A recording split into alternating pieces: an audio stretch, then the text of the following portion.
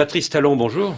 Bonjour. Un opérateur économique qui se lance dans la politique, ce n'est pas très courant. Qu'est-ce que vous pouvez apporter de plus aux Béninois? Il faut reconnaître que le Bénin est présentement dans une passe difficile. Toutes les institutions ont perdu la confiance du peuple et le pouvoir exécutif s'est révélé à la fois surpuissant et décadent. Dans un tel contexte, il n'est pas impertinent de souhaiter qu'un homme ayant à la fois les réflexes du management entrepreneurial et la connaissance du milieu politique prennent la main pour rassembler afin d'opérer les mutations qui s'imposent.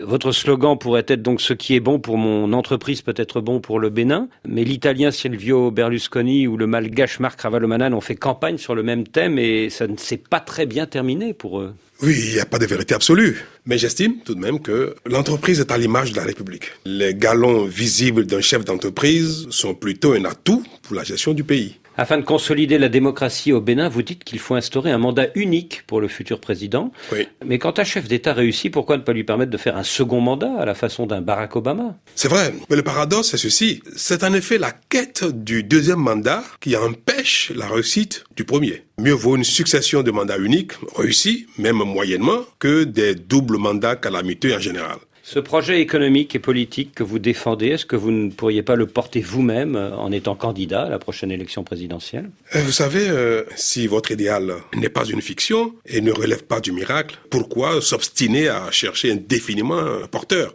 Pourquoi ne pas aller au charbon soi-même? C'est une tentation.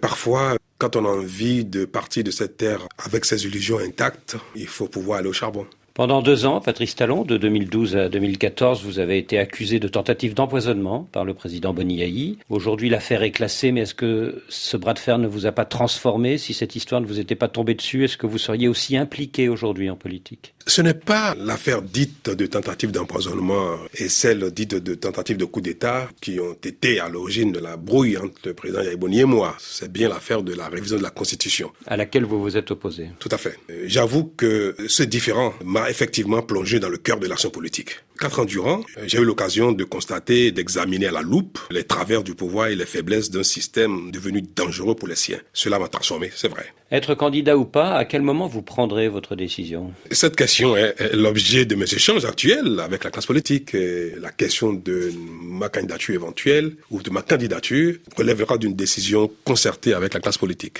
Je ne peux pas vous dire plus. Depuis 3 ans, Patrice Talon, vous vivez en exil à Paris. Prendrez-vous votre décision avant ou après votre retour au Bénin? Après mon retour au Bénin. D'ici combien de temps donc? Je pense dans quelques jours, quelques semaines ou plus tard. Les poursuites contre vous ont été abandonnées, mais est-ce que vous ne craignez pas pour votre sécurité le jour où vous rentrerez? Oui, comme je viens de vous dire, je rentre bientôt. D'autant que les autorités de mon pays m'ont délivré il y a quelques heures un laissez-passer en bonne et due forme en raison de la non-validité de mon passeport périmé. Je peux vous avouer que je n'ai aucune crainte pour ma sécurité chez moi. Mon pays est une terre de non-violence. Et vous avez la garantie qu'il ne vous arrivera rien? Je ne crains rien du tout. Au fond, Patrice Talon, est-ce que vous attendez de voir quel rassemblement politique peut se faire autour de votre personne avant de sauter le pas? On ne peut pas être candidat aux élections présidentielles comme ça, tout seul, contre la classe politique. J'ai des amis de longue date et je compte, d'une manière ou d'une autre, contribuer à la renaissance de mon pays. On ne peut pas être candidat contre les partis. C'est pas souhaitable, d'autant qu'il s'agira d'opérer des réformes majeures. Cela ne peut se faire sans la classe politique. D'autant que vous-même, vous n'avez pas de parti pour l'instant. Non. Donc il vous faut un minimum de soutien. Il faudra rassembler. Et c'est ce à quoi vous vous employez en ce moment. Tout à fait. Mais alors ces discussions avec ces hommes politiques, est-ce que ça veut dire que vous êtes dans une stratégie de ralliement de plusieurs hommes politiques vers vous? C'est vrai que je suis dans une démarche de rassemblement, mais il n'y a pas de stratégie de ralliement. Quand on est sincère et transparent, il faut exposer sa vision et espérer qu'elle suffise à elle seule pour susciter l'adhésion. Dans l'opposition, il y a 2 poids lourds, Adrien Ounbedji et Bruno Amoussou, qui n'ont pas le droit de se présenter à cause de leur âge. Où en êtes-vous dans vos contacts avec eux? Je continue d'échanger avec tout le monde, y compris des leaders du camp de Yahya Boni. Il faut rassembler.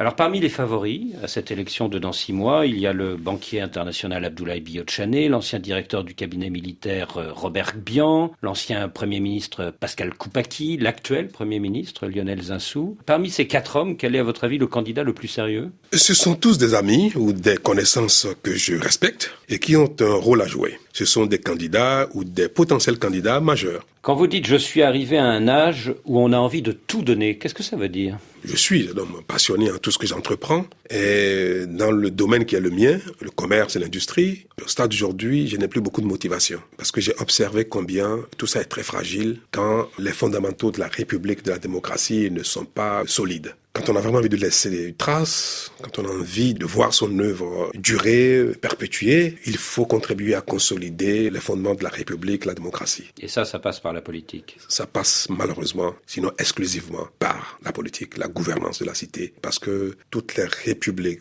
toutes les nations qui se sont effondrées principalement à cause de la décadence de la cour. En fait, vous êtes tenté. Oui, M. Babouillet. Patrice Talon, merci.